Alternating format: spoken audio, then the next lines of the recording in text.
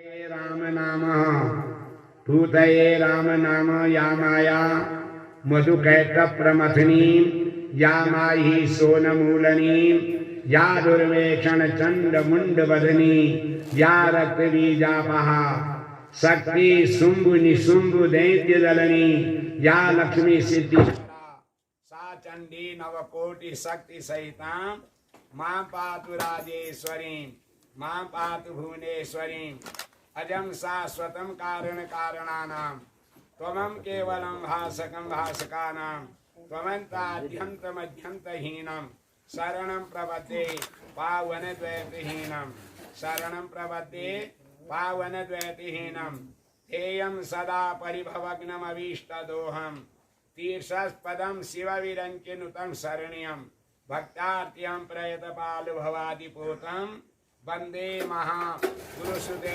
चरणारविंदम वंदे महापुरुषुते चरणारविंदम। ओम श्री कृष्णं कुशलं करोति भवतां धाता प्रजानां सुखं निर्विघ्नं गणनायकं प्रतिदिने भानो प्रतापोदयः संवृते धनधान्य कीर्त्यपुरं दुर्गारिणा समुद गंगास्थे खलु पापहारी सदिने लक्ष्मी सदा तिष्ठतु लक्ष्मी सदा तिष्ठतु। नारा ओंकार कलित कपाल कुंडली दंडपाणी तरुण तिमि नील व्याल यज्ञो पवित्री केतु समय सबरिया विघ्न विच्छेद हेतु जयति वटु भैरवना सिद्धिदा साधकाना अतिथि तीक्ष महाकाय कल्पांत दहनोपमा भैरवाय नमस्तुभ्यं अनुज्ञां दातुमर्हसि व्यासाय विष्णु रूपाय व्यास रूपाय विष्णवे नमो वे ब्रह्मनिधये वासिष्ठाय नमो नमः। अचतुर्वदनो ब्रह्मा दिबाहुधरो हरि अभाललोचनो शंभो भगवान वादिरायिणी व्यासं वसिष्ठ अवतारं शक्ति पौत्रकल्मषं पारास्मरात्मजं वन्दे सुगतातं तपोनिधिं सुगतातं तपोनिधिं। व्यासाय वसिष्ठ रूपाय व्यास रूपाय विष्णवे नमो वे ब्रह्मनिधये वासिष्ठाय नमो नमः। अचतुर्वदनो ब्रह्मा दिबाहुधरो हरि अभाललोचनो शंभो भगवान वादिरायिणी। सांगाइए सायुधाइए सशक्ति गाइए सपीठ मंडल सहित आइए परांबिका भगवती भुवनेश्वरिये नमः। व्यासाय सुखाय सोनकादिभ्यो नमः। मातृपिति सद्गुरु चरण कमलेभ्यो नमः। बिंदेश्वरी महादेव्यै नमः। समस्त क्षेत्रवासी ग्रामवासी देवी देवताभ्यो नमः।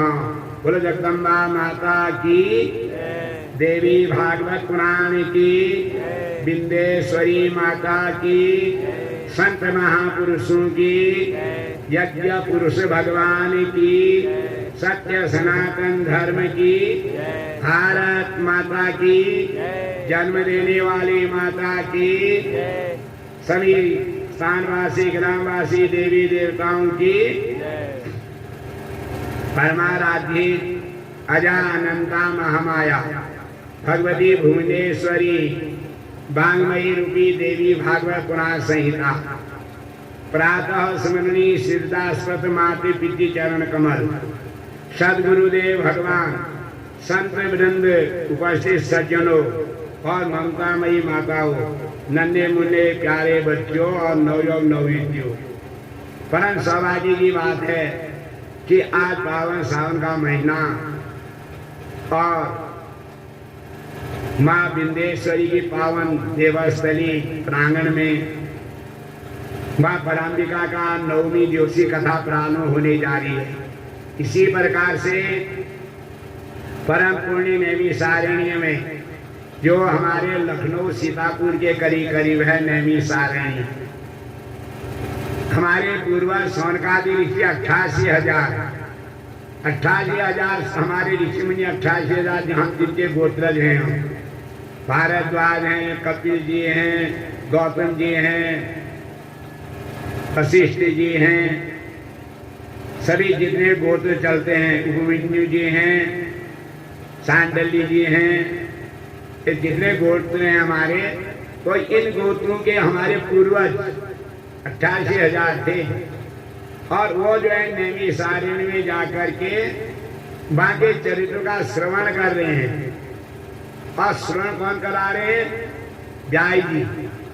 व्याय जी कह रहे हैं, सनकादि ऋषि हो, तुम बड़े भाग्यशाली हो, बड़े भाग मानुष तन पावा, सुर दुर्लभ सदग्रंथि गावा, साधन धाम मोक्ष कर द्वारा, पाई नहीं पर लोक सवारा। ये मनुष्य योनि मिलना परम दुर्लभ है।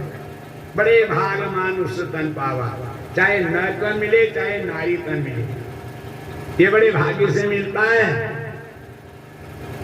बड़े भाग मानुष तन पावा, सुर दुर्लभ, ये देवता लोगों को भी दुर्लभ है। सत ग्रंथ हुई गावा, ये हमारे ग्रंथ कहते हैं। साधन धाम मोक्ष कर द्वारा, ये मनुष्य तन से ही सारे सुख साधन अर्जित होते हैं।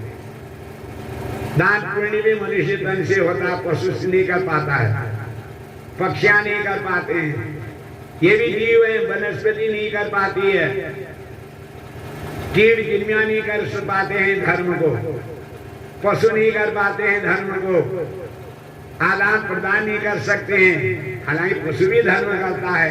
क्या गाय हमको दूध देवी कितना बड़ा धर्म करती है? नहीं करती क्या? पेड़ हमको फल देते हैं, फूल देते हैं, हवा देते हैं, यहाँ तक कि काष्ठ लकड़ी भी देते हैं, औषधियां हमको औषधियां देती हैं। हालांकि परोपकार करते हैं, लेकिन व्यक्त नहीं कर सकते हैं। और मनुष्य तन एक ऐसा तन है, ये सभी प्रकार के साधन को जोड़ सकता है। और उसके बाद जो है प्रदान कर सकता है, धर्म कर सकता है, सेवा कर सकता है, दीन दुखियों की सेवा कर सकता है, तीर्थ कर सकता है, व्रत कर सकता है, पूजा कर सकता है। क्या नहीं कर सकता मनुष्य योनि में आके? कह रहे सनकादि ऋषियों, तुम परम धन्य हो। और याद रखना, कीर्तांत दूती जरा कर्ण मूले भक्ति ते लोका, भक्ति ते ऐसा लोका सुनध्वम, पर स्त्री पर वस्तु वांछा त्यजध्वम, भजध्वम उमानाथ पादारविंदम। क्या कहा? क्या कहा कीर्तांत दूती ने? बताओ, कीर्तांत दूती कौन हुई? कीर्तांत दूती यमराज की दूती होती है मृत्यु। बुढ़ापे के कान में कहती है जब बुढ़ापा आता है। कीर्तांत दूती जरा कर्ण मूले, जरा मतलब बुढ़े के कान में कहती है, बुढ़िया के कान पे कहती है। जब अंत समय आता है उसमें कीर्तांत दूती कहती है, क्या कहती है? भक्ति की एता लोका सुनध्वम, क्या मेरी वाणी सुनो। पर स्त्री पर वस्तु वांछा त्यजध्वम, जिसको तुम अपना समझ रहे हो ना, शरीर को, संपत्ति को, पति को, पत्नी को, पुत्रों को, धन संपत्ति को तो अपना समझ रहे हो ना। ये पर स्त्री पर वस्तु वांछा त्यजध्वम का, इसको छोड़ो, ये तुम्हारा काम आने वाला कुछ नहीं है। तो क्या? भजध्वम रमानाथ पादारविंदम, उस माँ के चरण की आराधना करो, भगवान के चरण की आराधना करो। भजध्वम रमानाथ पादारविंदम, अगर उसकी चरण की आराधना करोगे, ये आत्मा को तुरंत देवगति मिलेगी। जैसे राजा जन्मेजय के पिता परीक्षित को मिली थी देवगति। कथा ये तो सुनी आपने। राजा जन्मे, ये देवी भागवत की कथा की, व्यास जी ने जब 9 दिन तक कथा सुनाई, तो तुरंत देवलोक से विमान आया और राजा परीक्षित जो है विमान में बैठ के आए, क्योंकि राजा परीक्षित ने जो है गंगा जी के पावन तट में श्रीमद् भागवत। लाइव वालों को भी बड़ा धन्यवाद है, कभी 10 मिनट में आ जाती है, 10 मिनट में चले जाती है। हाँ, बड़ा संयोग है। ठीक है, ठीक है। राजा परीक्षित के द्वारा एक अपराध हो बैठा। अपराध कब होता है? जब आदमी माया के लोभ में आ जाता है, जब कलयुग वास करने लग जाता। कलयुग के साथ संग हुआ था ना राजा परीक्षित का, तो कलयुग ने जो है विपरीत बुद्धि आ गई। गंदे आदमी के सिर से गंदी रेज आती है और अच्छे आदमी के सिर से अच्छी रेज आती है, ख्याल कर लेना। आदमी में विकार होगा, उसका शरीर काम नहीं करेगा, अच्छा ना फटकता रहेगा, कभी इधर कभी उधर कभी उधर, और उसके शरीर से ऐसी रेज आएगी वह दूसरों को प्रभावित करेगा। वो रेज सज्जन के शरीर की रेज जो निकलती है वह दुर्जन को भी सज्जन बनाती है। तब सत्संगति कथयन करोसि पुंसा, तो सत्संगति बड़े बड़ों को अच्छा बना देती है, दुर्संगति अच्छों को भी बुरा बना देती है। तो आप जो है राजा परीक्षित ने कलयुग के संग होने से एक ऋषि का अनादर कर दिया था, तब ऋषि पुत्र ने श्राप दिया था और जो सर्वकालीन मृत्यु हुई थी। लेकिन राजा परीक्षित ने अपने गुरु के द्वारा जो है गंगा जी के पावन तट में जो है श्रीमद् भागवती कथा सुनी थी 7 दिन। ये शरीर हमारा 7 धातु का बना है, 7 ही दिन भी होते हैं, 7 ही दिन में हर आदमी की मौत होगी। कोई सोमवार को मरेगा, कोई मंगल, कोई बुध, कोई बृहस्पति, कोई शनि, कोई। और 7 ही हमारे शरीर में भी धातुएं हैं। ये चर्म है, मांस है, मज्जा है, मेद है, अस्थियां है, रुधिर है, शुक्र है और मल है। सबके सब गंदे हैं। इसमें एक ही पावन है आत्मा। ईश अंश जीव अविनाशी, और ईश का अंश है या अविनाशी जीव का अंश है जीव, और चेतन है, अमल है, सहज है, सुग्रासी। थोड़ा सा अगर अच्छा प्रयोग हो जाएगा, ये आत्मा को सदगति मिल जाती इसी योनि से। तो स्वर्गादि को शुद्ध यही कह रहे हैं जाएगी कि तांते दूसी जरा कर्ण मूले भक्ति लोका बाता सुन परस्त्री पर वस्तु वांछा त्यजध्वम अभजध्वम रमानाथ पादारविंद। कहा सारी चीज को छोड़ो, अंत में जो है ये जो है भगवान के चरण का ध्यान करो। रमानाथ पादारविंदम, अगर आप इसका ध्यान करोगे और नीचे ही जो है सदगति, आत्मा को सदगति मिलेगी और जीते जी सभी प्रकार के सुख साधनों की व्यवस्था हो जाएगी। या देवी सर्वभूतेषु लक्ष्मी रूपेण संस्थिता, या देवी सर्वभूतेषु दया रूपेण संस्थिता। दया कब होगी माँ? दया का उल्टा क्या होता है? याद याद दो। जब याद करोगे तब दया करेगी। अब उसको याद, हम विषय को याद करें, विषय करेंगे दया। गंदे चीज को याद करेंगे, गंदा आचरण करेंगे, गंदे विचार होंगे, गंदे कर्म होंगे, तो वही तो हमारे ऊपर दया करेंगे।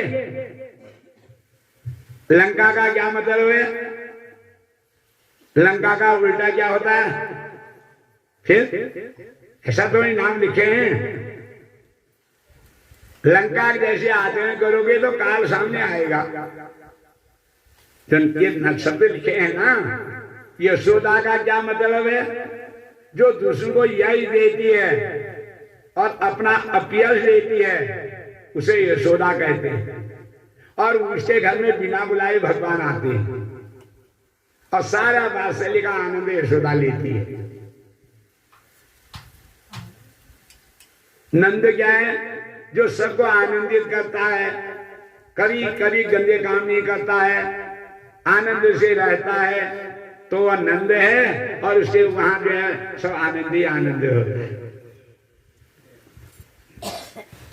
स्वर्गादि सूर्य महाराज से यही सुनने, कहने हे देवताओं, हे स्वर्गादि ऋषियों, ये बड़े भाग्य से ये नैमिषारण्य क्या है, जो शरीर में काम क्रोध मोह लोभ ईर्ष्या अहंकार नहीं रुकता है, वह नैमिषारण्य। और उस शरीर से सुनी ही कथाओं से जो है स्वर्ग गति मिलती है।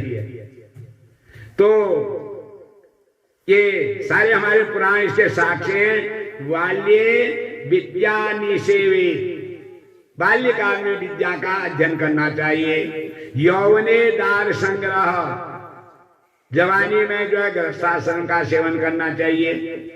और स्थायी पीरे मोक्ष मातिष्ठित, जब शरीर में शक्ति कम हो जाती है तो उसमें क्या है, मोक्ष के लिए सत्कर्म करने चाहिए। तो क्या सर्वदा धर्म आचरे, अगर धर्म का आचरण कर लिया,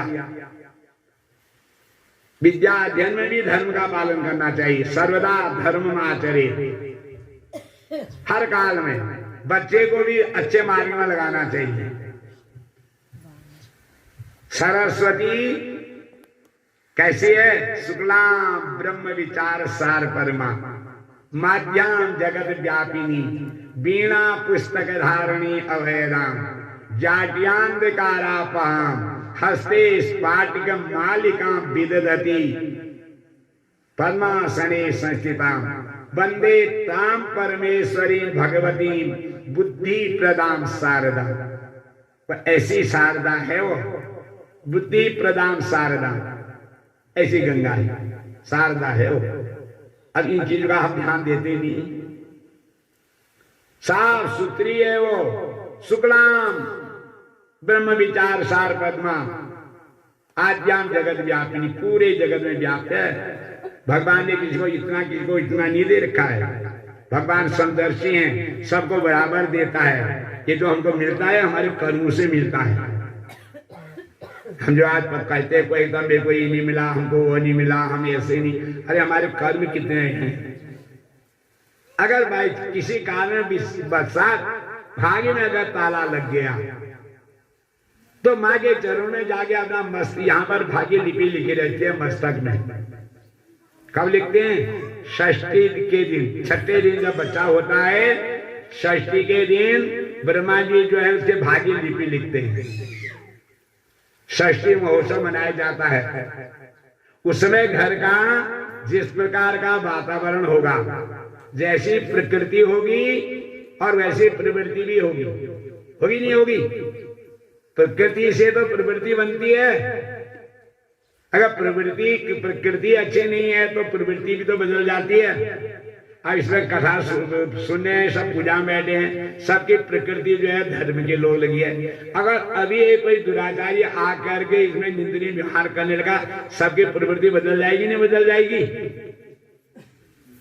सत्संग चल रहा है, एक दुर्जन आ जाएगा तो सबकी प्रवृत्ति को बदल देगा वो।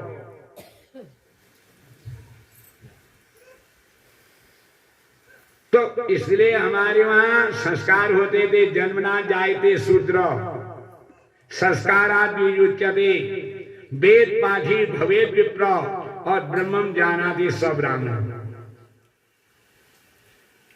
हाँ, जो ब्रह्म का चिंतन करता है वह ब्रह्म है, ब्रह्म स्वरूप है। और ऐसे संत ब्राह्मणों के आने से घर पावन हो जाता है ना, क्योंकि भगवत भक्तों के आने से पावन तो होगा ही होगा।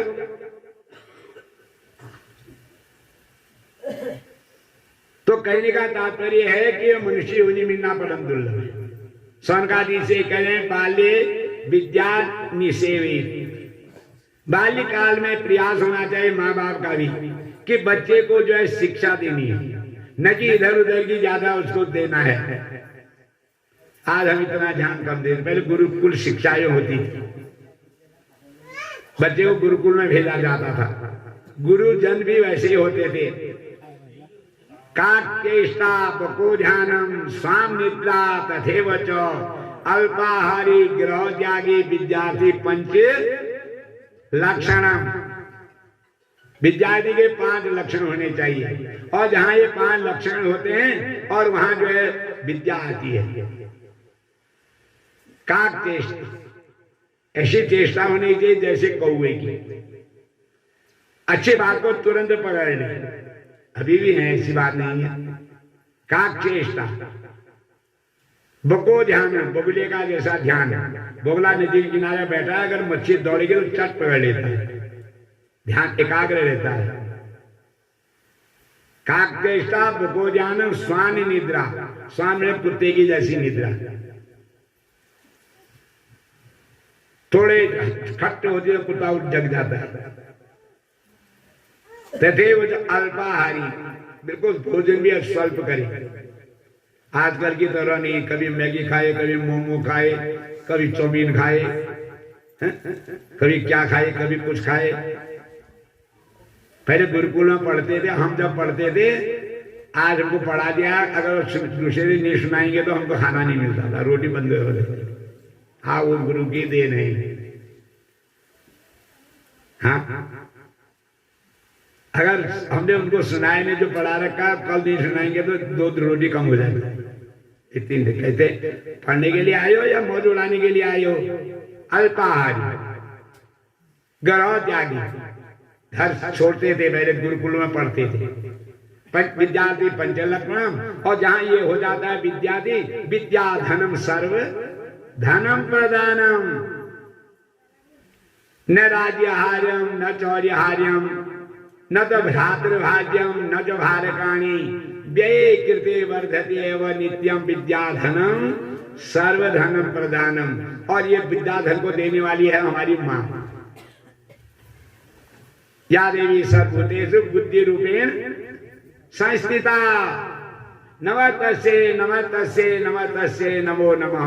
तब कह रहे हैं बाल्ये विद्या निसेवेत, बाल्यकाल में जो है बच्चे को शिक्षा, यौवने दार संग्रह, और यौवन में जो है अपना गृहस्थाश्रम, और वीर्ये मोक्ष मातिष्ठेत, जब शरीर में शक्ति कम हो जाती है, हो ही जाती है, तो जो है फिर मोक्ष माते, मोक्ष के लिए जय हो। बैठ जा बेटा, शाबाश, उधर बैठ जा, वहां सब बैठे।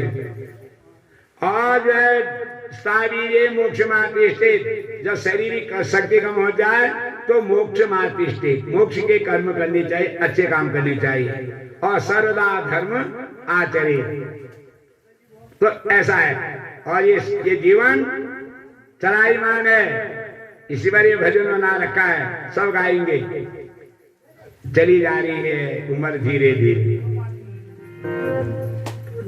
चली जा रही है उम्र धीरे धीरे, चली जा रही है उम्र धीरे धीरे। सब गाएंगे, इस भजन में सार भरा है।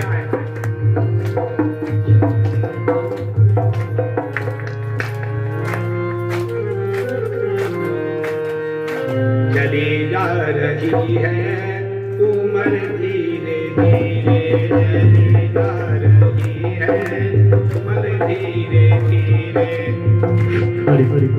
चली जा रही है भैया उम्र धीरे धीरे, चली जा रही है भैया उम्र धीरे धीरे।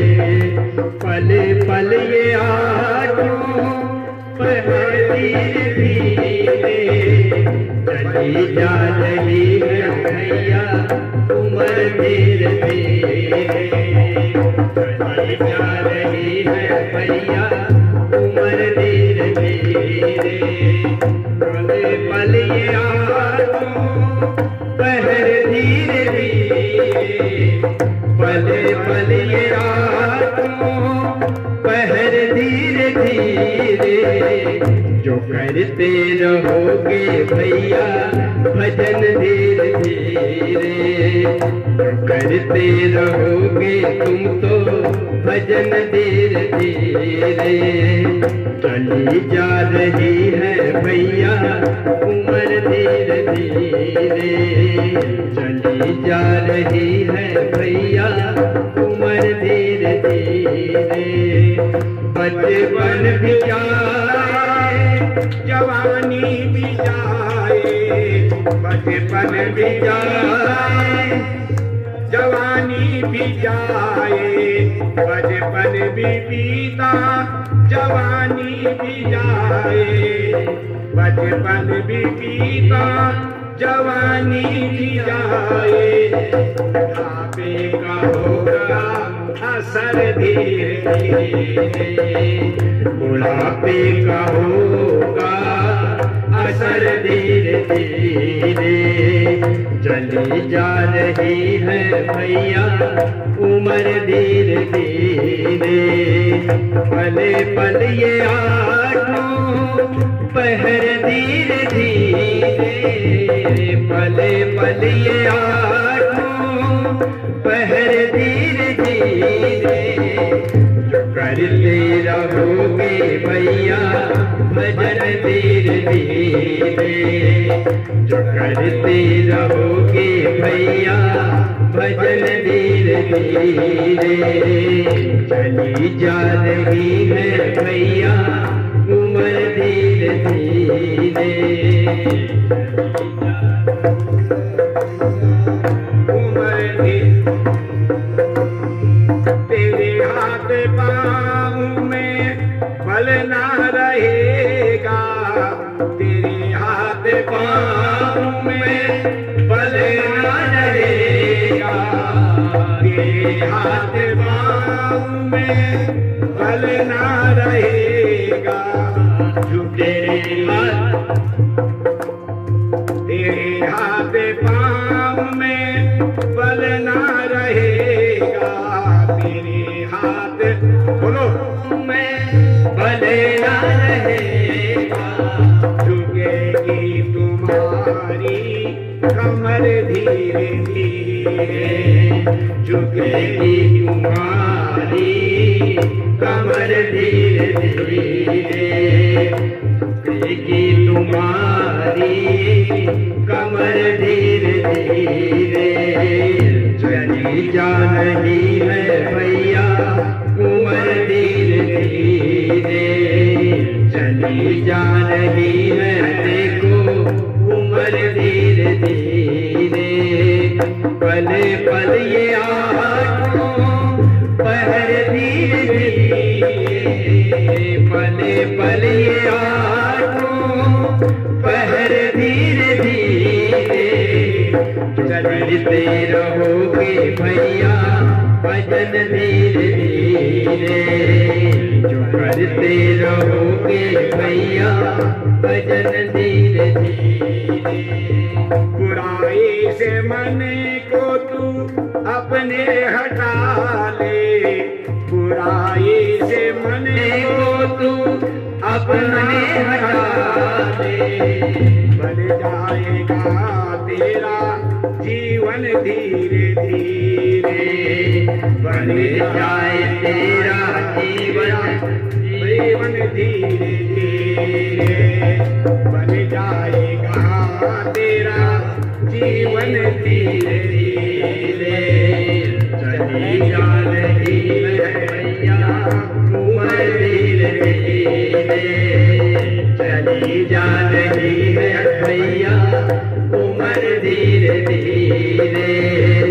पले पल ये आठों पहर धीरे धीरे पले पल ये आठों भजन धीरे धीरे चली जा रही है भैया उम्र धीरे धीरे चली जा रही है भैया उम्र धीरे धीरे भजन कर हरि का तू पल पल प्यारे भजन कर हरि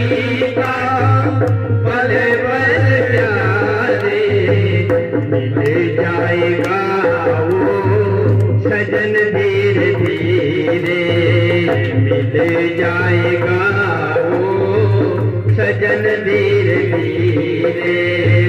पले पल ये आँखों पहर धीरे धीरे, पले पल ये आँखों पहर धीरे धीरे। जो करते रहोगे तुमको भजन धीरे धीरे, जो करते रहोगे भैया भजन धीरे धीरे। चली जा रही है भैया शिथिल अंग होंगे सब एक दिन तुम्हारे, शिथिल अंग होंगे सब एक दिन तुम्हारे। फिर मंद होगी ये नजर धीरे धीरे, फिर इंद होगी नजर धीरे धीरे। चली जा रही है भैया उम्र धीरे धीरे, चली जा रही है भैया उम्र धीरे धीरे। पले पल ये आँखों पहर धीरे धीरे, पले पल ये आँखों पहर धीरे धीरे।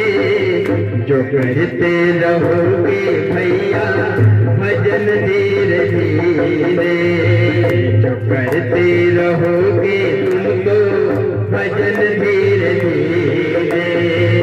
चली जा भैया उम्र धीरे धीरे, जो करते रहोगे भैया भजन धीरे धीरे। बोलो विंदेश्वरी माता की। जारी ना उम्र धीरे धीरे जारी, कभी बचपन था, कभी जवानी आई, कभी बुढ़ापा आ जाता है। तो भजन एक ऐसा है, भजन के बस में होकर के आज को जो है सुंदर ऐश्वर्यादि प्राप्त होती है। ठीक करो, जल्दी है गिरा बहुत है साहब, बहुत बड़ा बड़ा तुम जल्दी है गजा। ठीक है, अब कहा सुनो, ठीक है। अरे ये कथा में सबकी मनोकामनाएं पूर्ण होती हैं। माताओं को भी इधर उधर कहीं नहीं कि वो अवसर मिलता है, क्यों भेंट घाट करने का होता। पर भक्ति क्या है? देव पूजा करण दानेशु सयज्ञ, करण का मतलब मिलन, लेकिन मिलने के बाद चुपचाप मिल लो और हल्ला मत करो। ये माँ पराम्बिका को कह रहे हैं कि सोनकादि ऋषियों, ये मानव तन बड़ा दुर्लभ है। और शंकर भगवान भी कह रहे हैं पार्वती से, पार्वती कह रहे हैं कि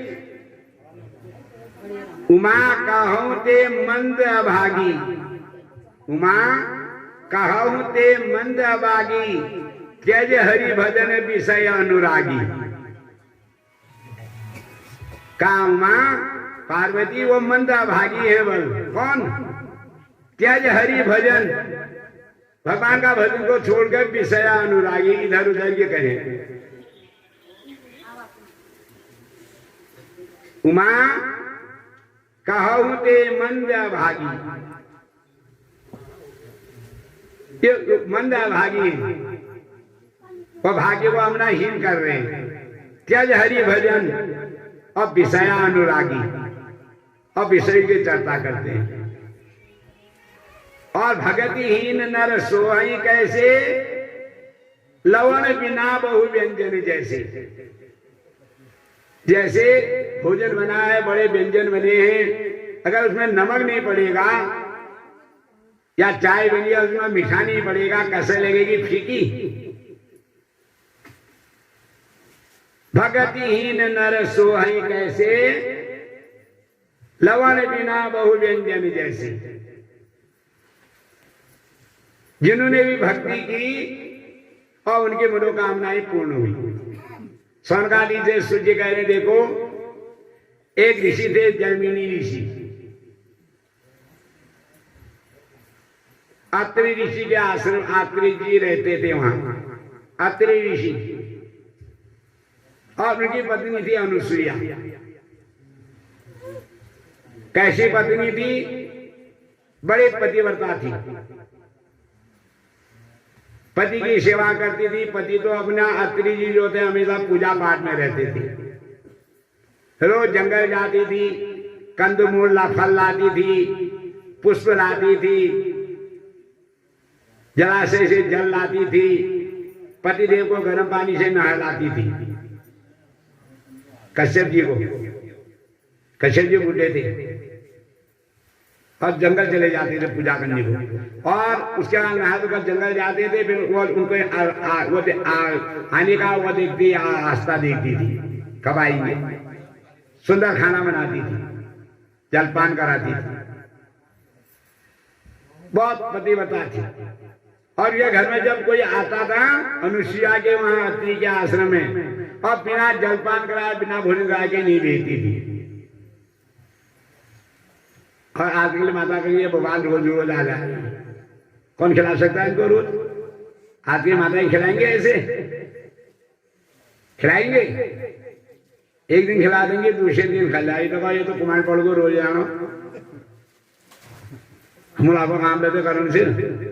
लेकिन अनुसुईया जो घर में अतिथि आता था, अतिथि की ये विशेषता होती है अतिथि, जिसकी कोई तिथि नहीं है, कभी भी आ सकता हो, सुबह आ सकता है, रात में आ सकता है, दिन में आ सकता है, रात तो है, दोपहर में आ सकता है, भूखा भी आ सकता है ना।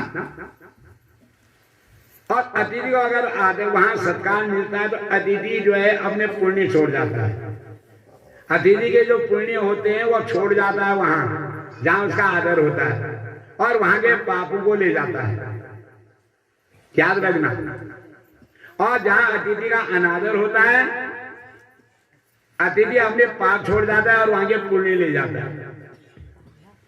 अनुसुईया माँ एक ऐसी माँ थी, अतिथियों का बड़ा स्वागत करती थी। एक दिन क्या हुआ, दैवयोग से नारद जी आ गए। नारद जी घूमते रहते थे, अनुसुईया के आश्रम आए। अनुसुईया माँ ने सुंदर जलपान कराया, भोजन कराया, नारद जी को विदा कर दिया। अब नारद जी घूमते घूमते गए कहां? ब्रह्मलोक। ब्रह्मलोक चले गए। ब्रह्माणी घर में थी, ब्रह्मा जी कहीं गए थे। ब्रह्माणी ने पूछा उनको, नारद कहां से आ रहे हो? बड़े खुश नजर आ रहे हो, बड़े खुश नजर आ रहे हो। जहां आदर सत्कार हुआ वहां अच्छा मन लगता है, नहीं लगता? जहां सब्जी की व्यवस्था होती है अच्छा ही होता है। आजकल यहाँ बढ़िया आनंद नहीं आ रहा, क्योंकि भगवत कृपा हो रही है, सब व्यवस्थाएं हो रही हैं, भोजन मिल रहा, फलाहार मिल रहा, चाय मिल रही, दूध मिल रहा, फल मिल रहे हैं, भजन करने को मिल रहा है, नहीं मिल रहा है, दक्षिणा मिल रही। तो कहा नारद इसमें कहां से आ रहे हो, बड़े खुश नजर आ रहे हो? कहने लगे नारद, अरे क्या घुमा के लाओ मैया, घुमा के लाओ, बच्चा गर्म होता बीच में, क्या घुमा लाओ, घुमा लाओ, कोई शरीर की बात नहीं है, बच्चा है वो, जाओ जाओ घुमा लाओ।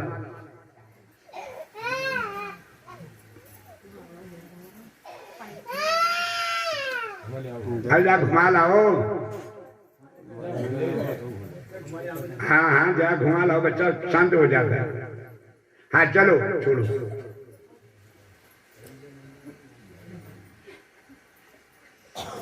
तो नारद जी कहने लगा, अरे ब्रह्माणी अत्रि जी के आश्रम से आया, वो अनुसुईया माँ इतनी पतिव्रता है और ऐसा खाना खिलाया, ऐसा खाना मेरे को आज तक किसी ने नहीं खिलाया, बड़ा आनंद आया। ब्रह्माणी और स्त्री का स्वभाव होता है, चाहे वो देव माताएं हो चाहे हमारी माताएं हो, नारी स्वभाव सत्य कभी कहो अवगुण सदा उड़ रहूं। वो अपने सामने दूसरे का गुणगान नहीं सुन सकती, ख्याल कर लेना। अगर हम किसी दूसरी महिला की चर्चा करेंगे ना, श्रीमती जी बिगड़ जाएंगी। कहा वहीं ले जाओ तुम, उनको जो फल समझा, हम तो खाली है नहीं। देख लो, पूछ लो माताओं से, गलत कही बात तो कहेगा 24 घंटे भी का नाम लीता, हमारा नाम ले लेता कभी ने।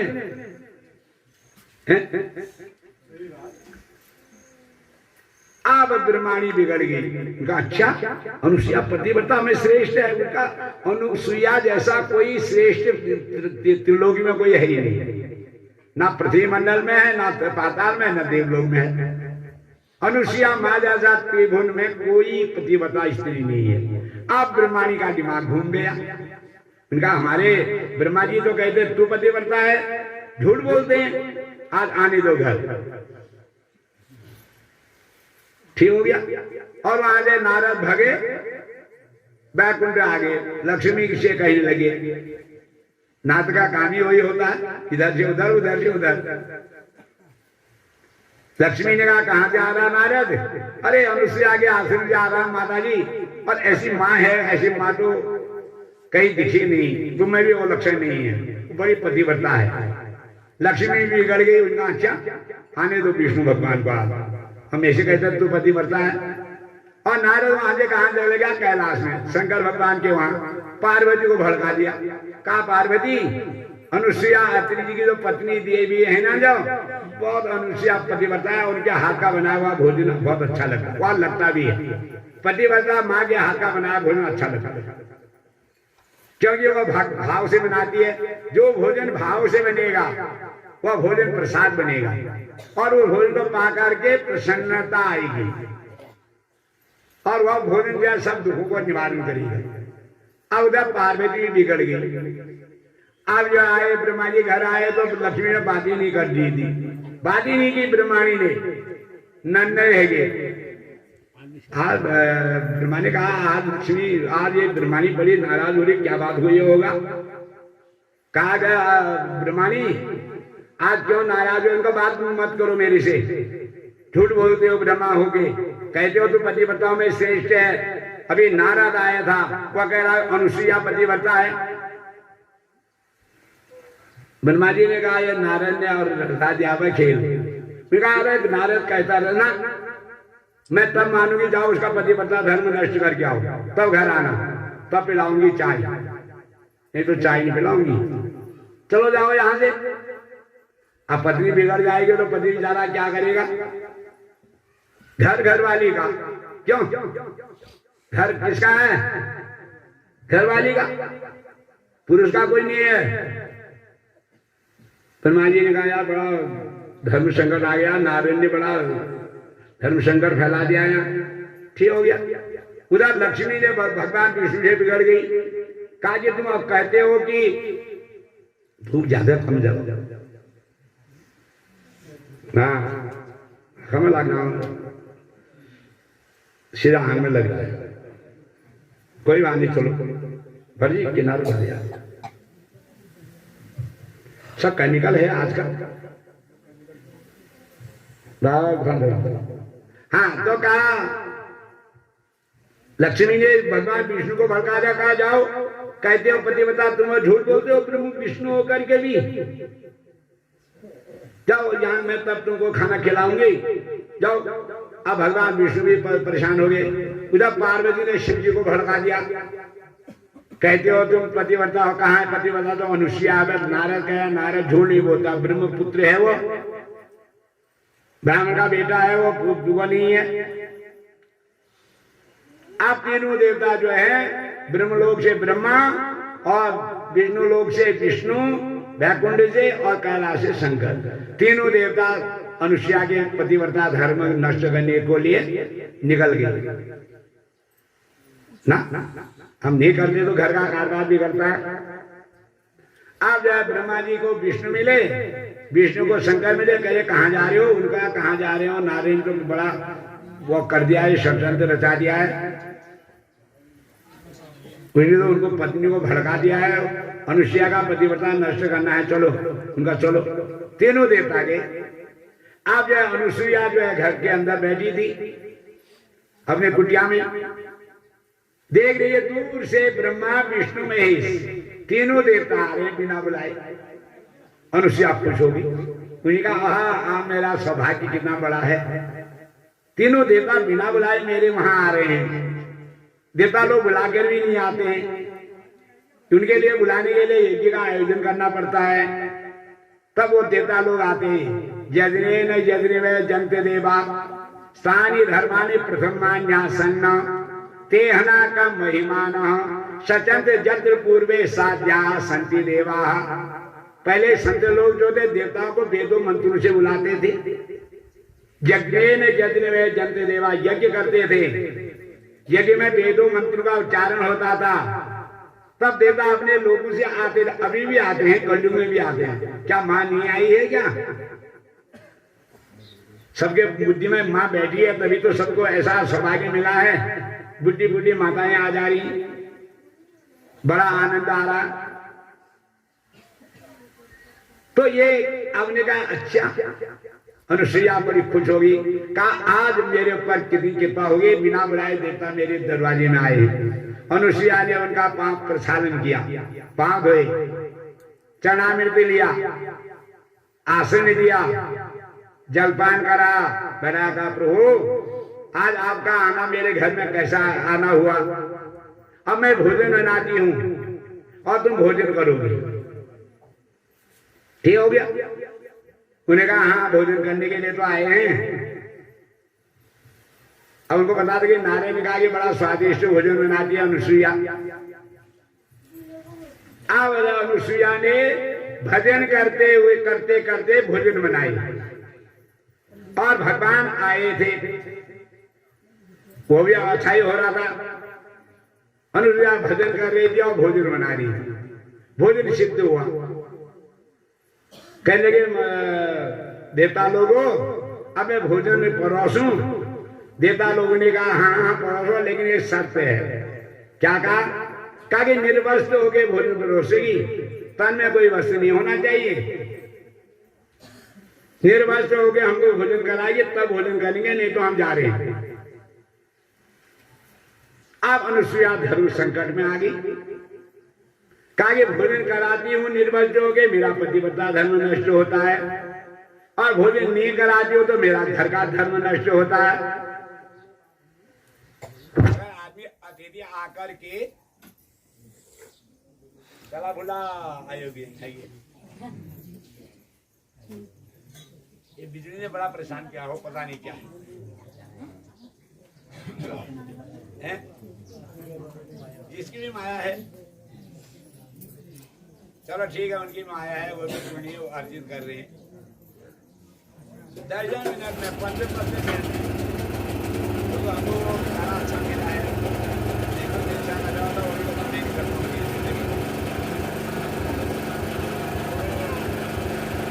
और व्यवसाय अच्छे करके इंसान तेल का साधन आप लोगों ने तभी तो हो रहा है। अगर तेल पेट्रोल नहीं होता, डीजल नहीं होता, कैसे चलता? अभी थोड़ी देर में 10 मिनट में आ जाएगी। मतलब ये व्यवधान हुआ ये धर्म में। तो अब अनुसुईया पड़ गई धर्म संकट में, कहने लगे अगर भोजन नहीं कराती हूं घर का सज जाता है, और कराती हूं निर्वस्त्र होकर के मेरा पतिव्रता धर्म नष्ट होता है। तो क्या किया? बोलो नहीं, यहां पर बैठ जाओ चुपचाप।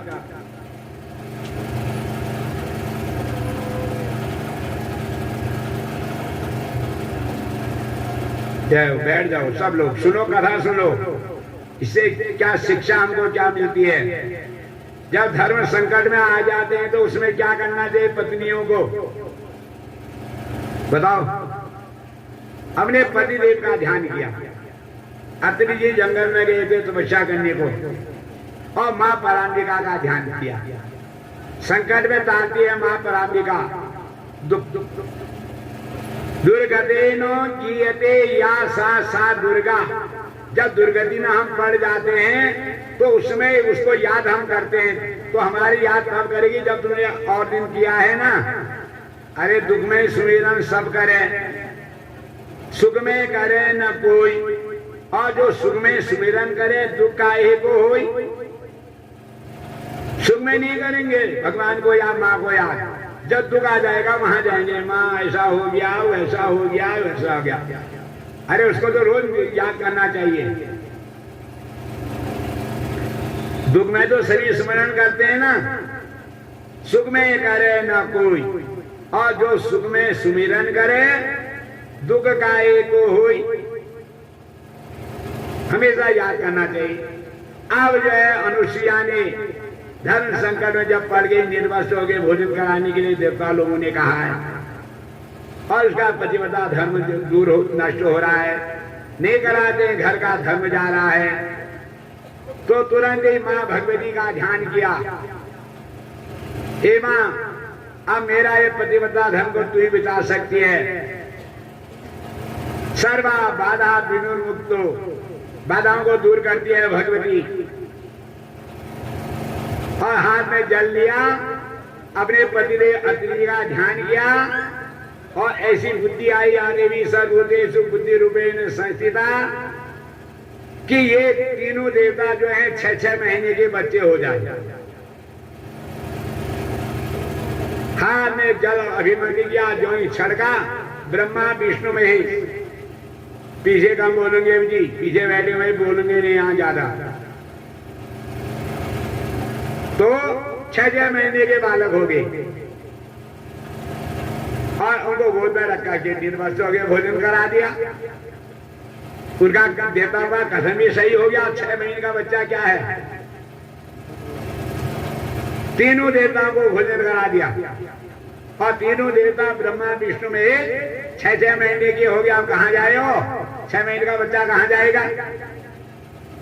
और पालकी डाली और उसमें झुलवा दिया। थोड़ी देर के बाद अत्रि जी आए, हमने तपस्या से देखा कि 3 बच्चे झूले में झूल रहे हैं। कहने लगे अनुसुईया, ये कौन है ये। कहने लगे महाराज आपका आशीर्वाद और माँ के आशीर्वाद से ये हमारे बच्चे हैं तीनों। ये तीनों बच्चे ब्रह्मा विष्णु में, तीनों हमारे यहाँ बच्चे के रूप में आए हैं, और माँ की अनुकंपा और आपका आशीर्वाद। अब क्या हुआ,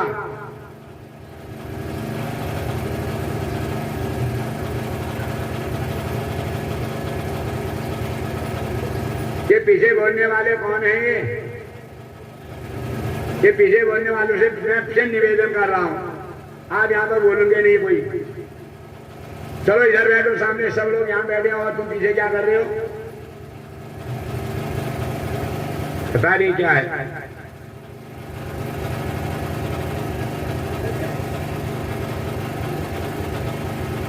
तो अनुसुईया ने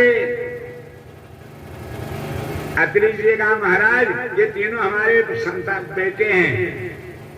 अत्रि जी ने कहा अनुसुईया ये तो बड़ा आश्चर्य की बात है, ये 3 देवता एक 6-6 महीने कैसे हुए। क्या ये आपकी कृपा और माँ की अनुकंप कृपा। आज की होती तो मैंने ऐसा किया, ये ऐसा कर रहे थे, कितनी बातें कर देती। उसने ये नहीं कहा मेरे पतिव्रता धर्म से हुआ, नहीं कहा उसने, उनका माँ की कृपा आशीर्वाद से और आपकी कृपा से ये तीनों देवता मेरे वहां 6-6 महीने की है। ठीक हो गया। अत्रि जी भी बड़े खुश थे, तीनों बच्चों को खूब स्नान पान भी कराती थी, खाना खिलाती थी। 6 महीने हो गए, 1 साल के हो गए। अब जब ब्रह्मा विष्णु में घर में लौटे तो लक्ष्मी और ब्रह्माणी और पार्वती को चिंता होने लगी। पत्नियां थोड़ी देर के बाद विचलित भी हो जाती हैं, पति देव नहीं लौटे करके।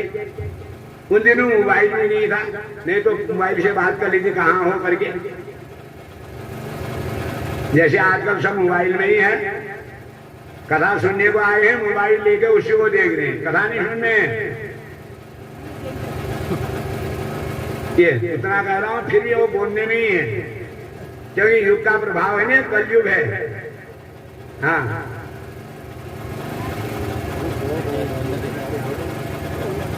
जाइन से कहो तो जरा ना, गए बैठ जाओ, सब गए हैं, ये सज्जन गए हैं। क्या बात क्या हो रहा है? मीटिंग काहे की हो रही है इनकी? इधर मीटिंग यहाँ करो, यहाँ आओ, चलो यहाँ से बोलोगे और यहाँ के एक शब्द बोलो कहेंगे नहीं बोल पाएंगे, भजन करो कहेंगे नहीं करेंगे, और वहां जाके मीटिंग कर रहे हैं।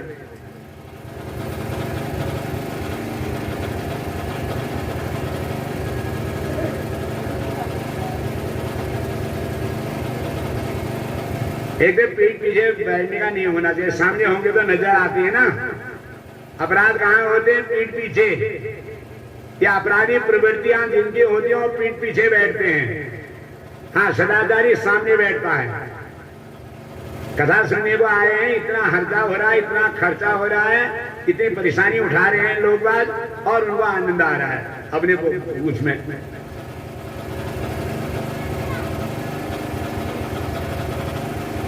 सब इधर बैठेंगे, कोई नहीं बैठेगा पीछे, सामने बैठो। सम्मुखे अर्थ लाभ आयो। हाँ कहूंगा, मेरे को सब पता रहता है। पहले वातावरण सही होना चाहिए ना। सीख वाको दीजिए जाको सीख सुहाग, हम पार लगता है उससे भी।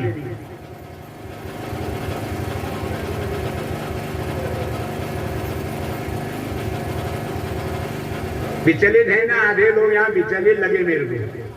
हाँ, दिन दुनिया में क्या भला करे उनको कोई मतलब नहीं रहता है। चले छोड़ो। अब अत्रि यहाँ तीनों देवियां परेशान हो गई। 6-6 महीने हो गए, नहीं लौटे घर। ना ब्रह्मा लौटे, ना विष्णु लौटे, ना ब्रह्मा लौटे, शिव लौटे। अब उन दिनों कोई साधन भी नहीं था संचार का। अब जो है सोने लगे, ब्रह्मानी सोने लगे, कहीं विष्णु जो है शिवलोक तो नहीं गए, ब्रह्मानी सोने लगे कहीं विष्णु लोक तो नहीं गए, लक्ष्मी सोने लगे शिवलोक तो नहीं गए, पार्वती सोचे कहीं ब्रह्मा से और विष्णु मिलने तो नहीं गए। 6 महीने हो गए नहीं लौटे। अपने अपने घर से लगे रास्ता लगे तो तीनों देवियां मिल गई रास्ते में। कहा बहन कहाँ जा रही हो? अरे उनका 6 महीने हो गए पतिदेव घर नहीं आए। मुझे ऐसा ही हमारा भी हो रहा है। ये पता नहीं है कि हमने उनको वहां अनुसुईया के पतिव्रता धर्म नष्ट करने के भेजा है, अपने अवगुण को नहीं देखा। कहा नारद ने हमको ऐसा कहा। तब तक नारद जी आ गए।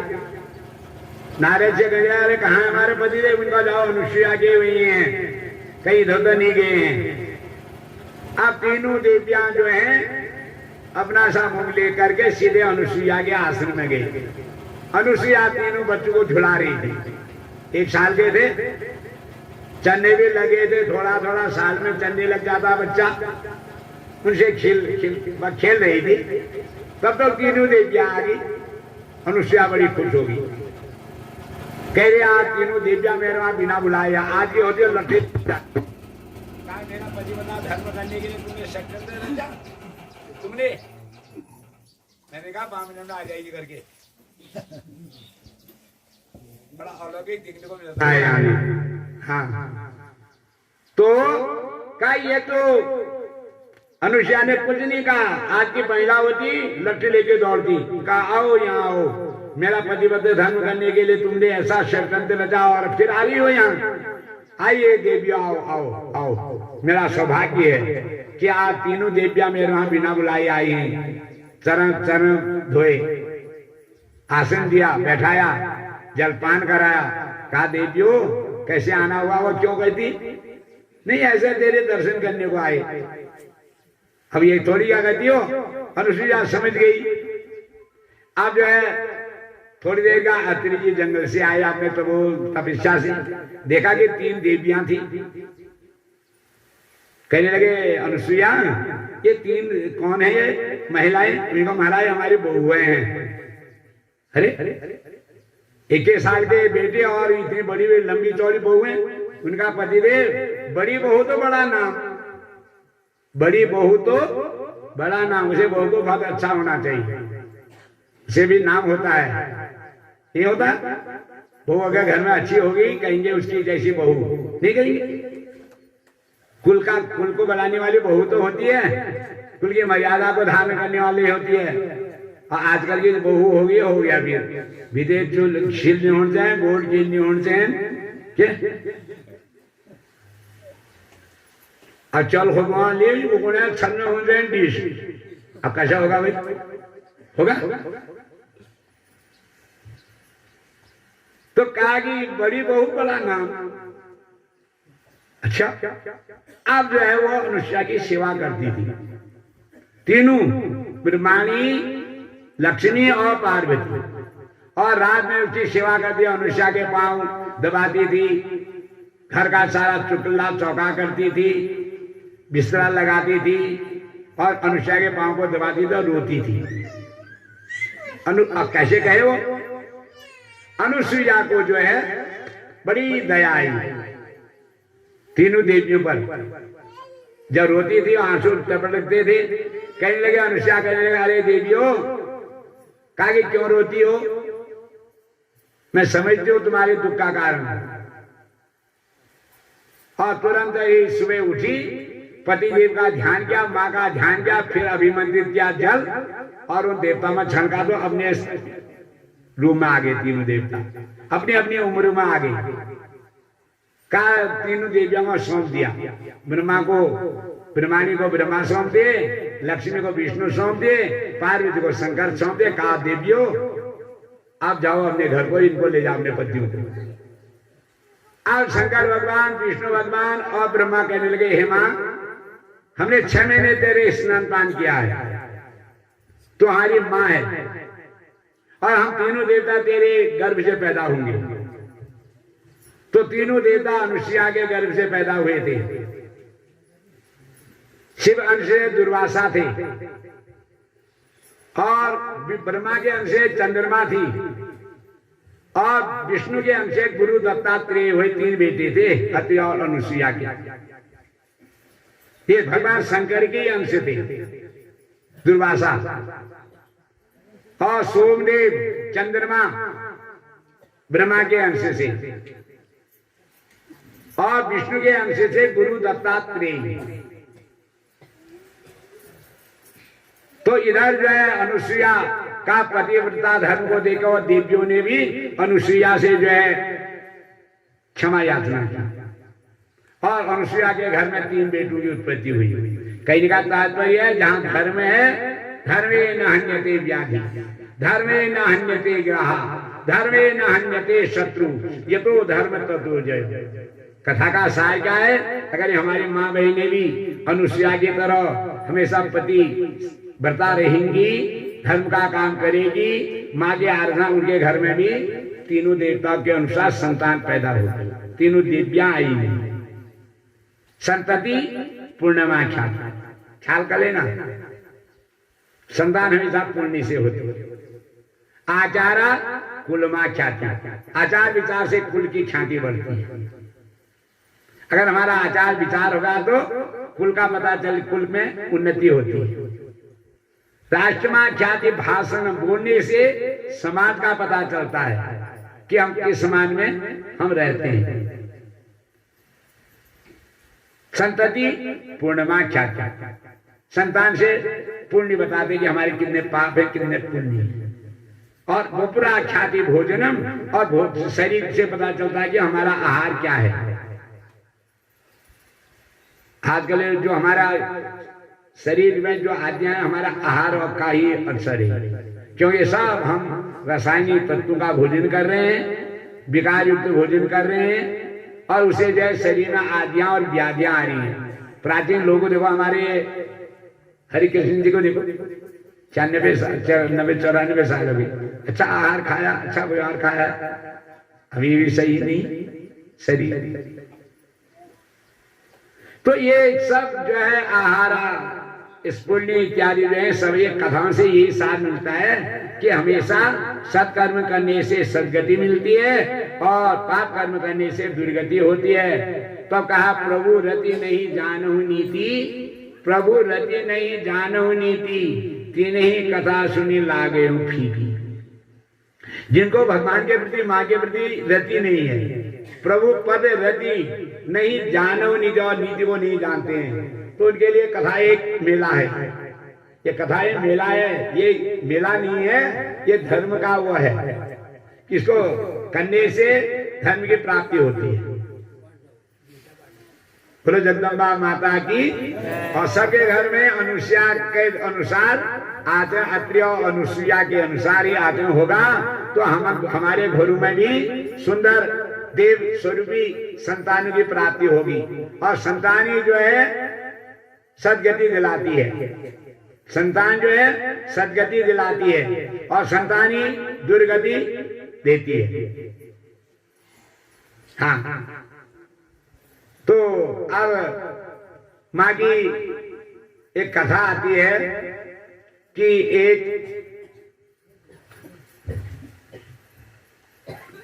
अरुण नाम के कोई राजा थे और वो जो थे बड़े दान पुण्य किया करते थे। अरुण देव राजा थे, अरुण नाम के। उनके राज्य में कहीं कोई पाप नहीं होता था, सारे संपन्न थे। तो उन्होंने एक यज्ञ किया, यज्ञ में सारे देवता लोगों को बुलाया गया और बुलाया तो यज्ञ में सबको दान दक्षिणा पूजा ढक्के दिए। उनका एक को समय गवाए बेटा हुआ, सत्यव्रत, सत्यव्रत नाम का बेटा हुआ। लेकिन ऐसा होता संसर्गजा दोष गुणा भवंती, राजा का बेटा था, जहाँ संसर्ग अच्छा नहीं मिला, बच्चों को अच्छा संसर्ग मिलना चाहिए। दुर्गति में आकर क्या हुआ कि एक ब्राह्मण की लड़की की शादी हो रही थी और उसने अरुण के बेटे सत्यव्रत ने क्या किया, वो ब्राह्मण की लड़की का अपहरण कर दिया। अच्छा, ये खबर सारे राज्य में फैल गई कि अरुण बेटा सत्यव्रत ने ब्राह्मण कन्या के साथ व्यवधान करके जो है कन्या का अपहरण कर लिया। जब अरुण जी को यह पता चला तो उन्होंने क्या किया कि बेटे को जो है हमने घर राज्य से निकाल दिया, कहा कि मेरे को ऐसा बेटा नहीं चाहिए। कुपुत्र ग्रह शून्य, कहा कि कुपुत्र जो था अपने घर को शून्य कर देता है। दिशा शून्यम च बांधवा मूर्ख से गोष्ठी शून्यम सर्व शून्यम दर्दिता, कहा कि इसे घर जो है वंश जो है नष्ट हो जाता है। उन्हें अपने घर से निकाल दिया। अब सत्यव्रत को बड़ी गिलानी हुई। अब उन्हें घर अपना घर तो छोड़ दिया, लेकिन उन्हें प्रण ले लिया कि मैं आज से हरी दीन दुखियों की सेवा करूंगा। अब क्या हुआ, जब राजा के बेटे से के द्वारा ये ब्राह्मण कन्या का अपमान हुआ तो सारी बारिश बंद हो गई। जब अमंगल्य होता तो महामारी फैल जाती है, अल्प वृष्टि नहीं हुई। इधर जो है अरुण जी भी जंगल में चले गए तब करने को, कहा कि अब तो तभी करना पड़ेगा, ये क्या बहुत परजन्या। इधर विश्वामित्र जी जो थे वो भी तब करने चले गए। विश्वामित्र जी के बच्चे थे, 4 बेटे थे। अब विश्वामित्र जी जब तब करने चले गए तो इधर जो है विश्वामित्र जी की पत्नी देवी जो थी वह बच्चों की लालन पालन में बड़ी दुखी हो गई। क्या करे, अन्न बारी नहीं हो तो अन्न नहीं हुआ। अब जो है एक दिन बच्चे भूख से मर रहे थे, अपने मन में सोच रही है कि मैं कहीं ये एक बच्चे को भेज दूंगी और राजा भी यहाँ है नहीं तो राजा से हमने बिना करके कुछ पैसा ले लेती, बच्चों के पालन के लिए अन्न ले लेती। राजा भी नहीं है और उनकी चले गए थे और ये बच्चे का कहीं बिक्री करके तो कुछ पैसा मिल जाएगा, ये और बच्चे तो पल जाएंगे। बच्चे को एक बेचने के लिए निकल रही थी, बच्चा रो रहा था। अब इतने में क्या हुआ कि वो सत्यव्रत की नजर पड़ गई बच्चे पर। कहना, हे माँ ये बच्चे को कहाँ ले जा रही? कहा मेरे 4 बेटे हैं और भूख से मर रहे हैं, इसको बेचती हूँ, कम से कम 3 तो बच जाएंगे और इसको बेच दूंगा तो जहां इसको वहां अन्न मिल जाएगा। सत्यव्रत को दया आ गई।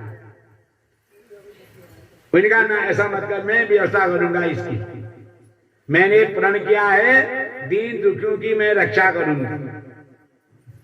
अब उन दिनों अन्न तो होता नहीं था, क्या करता था और सत्यव्रत जंगल में जाकर के मृग इत्यादि को लाता था मार के, और विश्वामित्र जी कुटिया में रखाता था, विश्वामित्र जी कुटिया में रखाता था।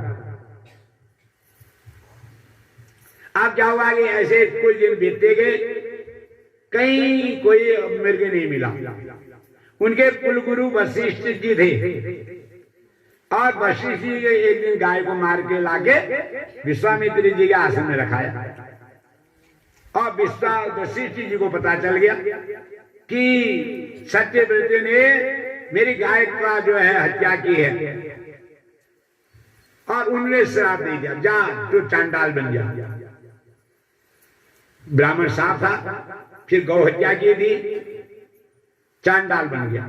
तो जो ही गाय के अपहरण मारा था तो बारिश हो गई भयंकर, तो विश्वामित्र जी लौट के आ गए। जब बारिश हो गई तो लौट के आ गए, तो विश्वामित्र जी अपनी पत्नी से पूछ रहे हैं, कहा पत्नी का ये दौरान ये महामारी में बारिश नहीं हुई, कहीं अन्न नहीं दिखाई दे रहा है, कहीं कोई फल दिखाई नहीं दे रहा, तूने बच्चों का लालन पालन कैसे किया बता।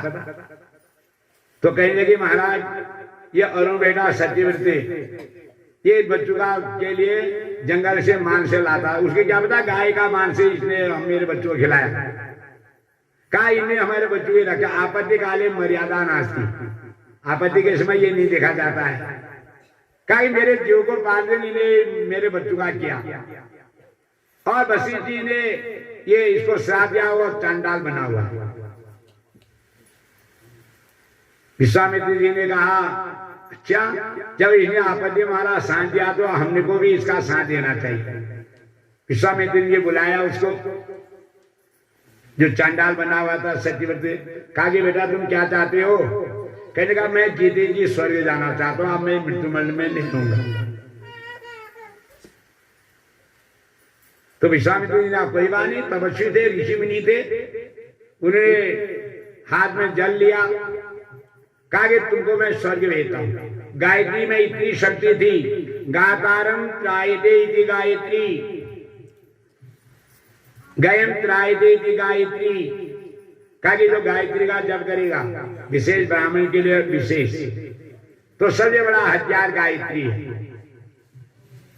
और गायत्री जप करने वाला और कहीं भी जो है अपमानित नहीं हो सकता। गायत्री उसकी रक्षा करती है और कभी भी गंदे मार्ग में नहीं जा सकता। गायत्री में वो शक्ति है,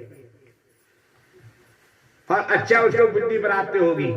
इसलिए हमारे ऋषि मुनि लोग जो थे गायत्री, बच्चों की गायत्री करते थे और गायत्री का जप करते थे। वह जो है गायत्री एक महामंत्र है, वह सरिताएं उसकी ऐसी हैं जो सारे भृगुदेव से सारे वनस्पतियों को शक्ति प्रदान करती है। वो मंत्री वही है, वो ऐसी बुद्धि को देती है गायत्री। और जो हमारे वनस्पतियों जो शक्ति है उसी की शक्ति है। ये सूर्य की किरणों में जो शक्ति है, पत्ता सवितु, उसकी सविताएं ऐसी हैं जो अंधकार को दूर करती है, हरियाली देती है, फलों में रस भरती है, वनस्पति को ताजी बनाती है, वही शक्ति गायत्री। इसलिए गायत्री का बड़ा महत्व हुआ। विश्वामित्र गायत्री के बड़े अनुकरण करता थे। उन्होंने गायत्री मंत्र से अभिमंत्र से सत्यव्रत को जो है स्वर्ग को भेज दिया जीते जी। अब उधर देखा इंद्र ने कि सत्यव्रत जो चांडाल है वो स्वर्ग को आ रहा ससरी, उसने जो है वज्र से रोक दिया। बच्चे रोक दिया, वो लटक गया, नीचे आया, बीच में लटक गया, त्रिशंकु। सत्यव्रत त्रिशंकु हो गया, नहीं कहते त्रिशंकु जैसा लटक गया करके। कहा ये चंडाल ऊपर को कहाँ आ रहा है, इसने तो गाय मार के एक जी ने बड़ा पाप किया है। तो विश्वामित्र जी ने देखा कि जिसने मेरे बच्चों का आपातकालीन रक्षा की थी वो लटका हुआ है, उन्होंने दूसरा स्वर्ग की निर्माण करने की शक्ति प्रदान कर दी, दूसरे स्वर्ग का निर्माण करने लगे। कहा इंद्र नहीं आने दिया था, मैंने इसको स्वर्ग भेजना है। तो तुरंत ही जब दूसरे स्वर्ग के निर्माण की आयोजना की तो इतने में जो है इंद्र उनके पास पहुंचा, विश्वामित्र का महाराज आप दूसरे स्वर्ग की क्यों स्थापना करना चाहते हैं? उनका ये मेरा शिष्य है, मैंने इसको वचन दे रखा कि तुझे को जीते जी स्वर्ग भेजूंगा, अगर नहीं भेजूंगा तो बच्चन बच्चे हो जाऊंगा मैं। ब्राह्मण तो वचन का पक्का होना चाहिए। हाँ, अगर जहां उसने बना दिया उसको अपने बच्चों का पक्का होता, मैं ऐसा नहीं कहूंगा। इंद्र का ठीक है, अभी इसको मैं आप स्वर्ग ले जाता हूं। तो त्रिशंकु को स्वर्ग भेजा विश्वामित्र जी ने, और अब त्रिशंकु का बेटा हुआ सत्यवती हरिश्चंद्र, राजा हरिश्चंद्र। हरिश्चंद्र को अयोध्या का राज्य दे दिया। अब हरिश्चंद्र ने जो है नाना प्रकार के यज्ञ अनुष्ठान के, कदाचित हरिश्चंद्र राज्य में अयोध्या में बहुत उन्होंने जो है यज्ञ किए, सब ब्राह्मणों के द्वारा यज्ञ करा। यज्ञ वही विष्णु, यज्ञ वही विष्णु, यज्ञ विष्णु है। और जहां यज्ञ विधि पूर्वक होते हैं वहां लक्ष्मी आती है, और वो लक्ष्मी जो है अच्छा काम कराती है। तो यज्ञ किए तो सैव्या नाम की उनकी पत्नी थी, हरिश्चंद्र की पत्नी का नाम था सैव्या। एक पुत्र हुआ सुंदर रोहितासुर नाम। अब यज्ञ खूब बढ़िया क्या, वशिष्ठ जी को बुलाया। तो एक दिन क्या हुआ कि देव इंद्र लोग गए हैं, सारे ऋषि लोग, वशिष्ठ जी भी गए थे। विश्वामित्र जी, अब विश्वामित्र जी को बुलाना भूल गया राजा हरिश्चंद्र, विश्वामित्र जी को बुलाना भूल गया। और जिस विश्वामित्र ने उसके पिता को स्वर्ग भेजा था, विस्मृति होगी, भूल गया। अब एक दिन इंद्र लोग गए हैं सारे ऋषि मुनि, ऐसी चर्चा हुई। सत्यवादी हरिश्चंद्र समो राजा न भूतो न भविष्यति, अयोध्यायाम हरिश्चंद्र समो राजा न भूतो न भविष्यति।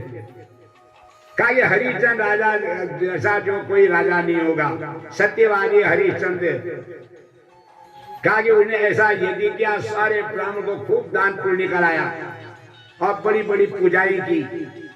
अब वशिष्ठ जी ने जब विश्वामित्र जी ने सुना तो विश्वामित्र का कहा हरिश्चंद्र ने यज्ञ किया और मेरे को नहीं बुलाया, वह कैसा सत्यवादी है। अब देखता हूं। आप परीक्षा लेने के लिए जो है विश्वामित्र ने क्या किया, एक वराह रूप धारण किया सुअर का। और हरिश्चंद्र जो है जंगल में शिकार खेलने के जाग गया था, और वह उनके बगिया में सारे अस्त्र व पेड़ उखाड़ दिए उसने, सुअर ने उतर पुतर करने लग गया। सारे जितने भी पहरेदार थे उनको दुख कर दिया। हरिश्चंद्र के पास आए, कहने महाराज आप राजा होकर के वो बगिया की रक्षा नहीं कर पा रहे हैं हम।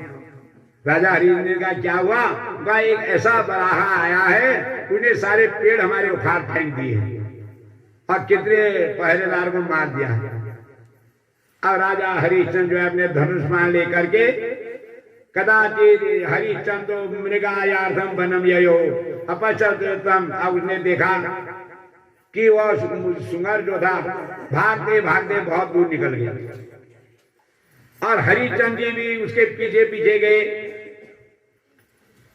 अब उसके पीछे पीछे गया और जाते जाते बहुत दूर निकल गया।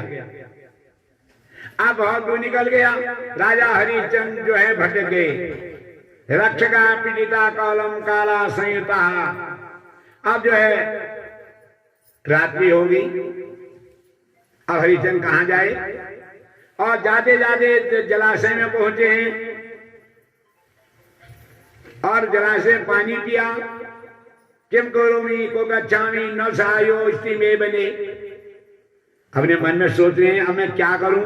सु करो दर्शन प्रातो राजा चिंता वर्णम भवत। और मार्ग भ्रष्टम पति विपन्ने दारुणे दीन वत्सल। अब जंगल था और सुंगर भी जो है अदृश्य हो गया। सुकरो अदृश्यो प्राप्त।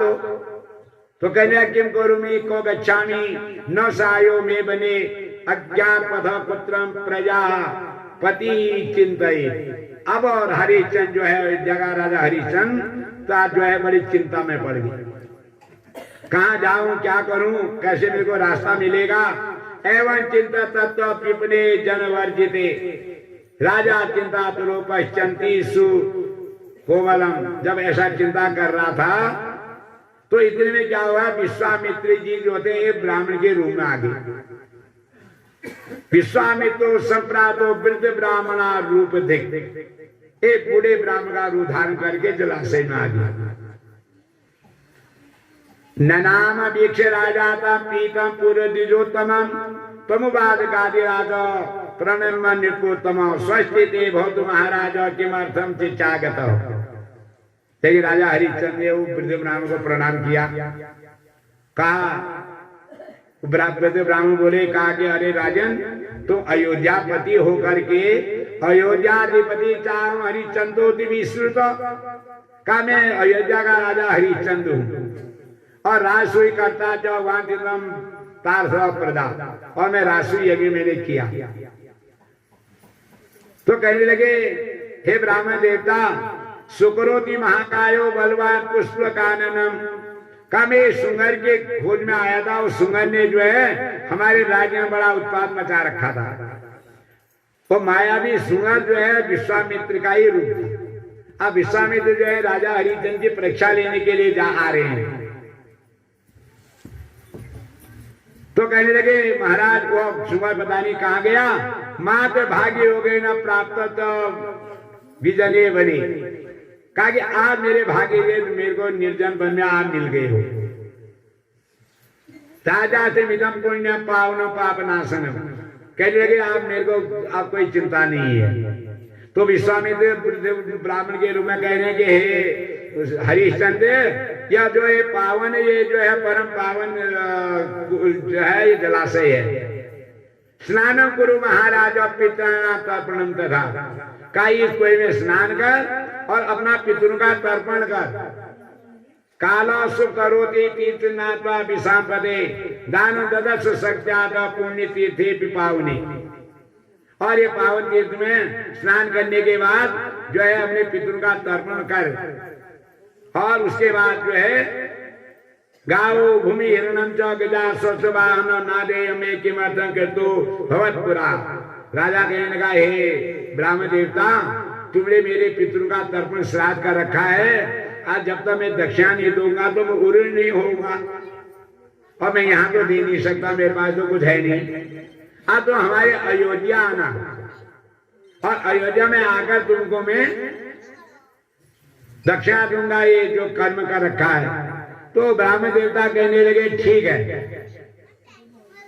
आप जो है इधर राजा हरिश्चंद्र को जो है अयोध्या का मार्ग बता दिया और अपना जो है वो ब्राह्मण देवता भी चले गए।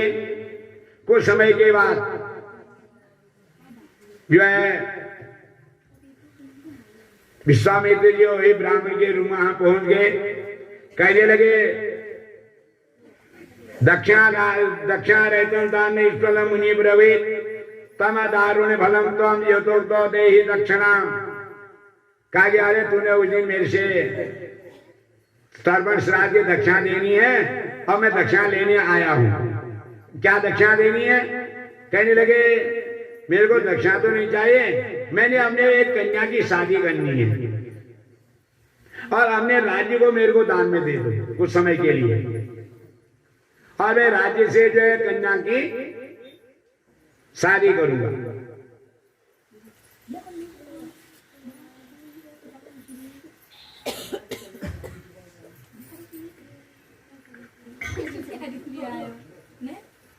तो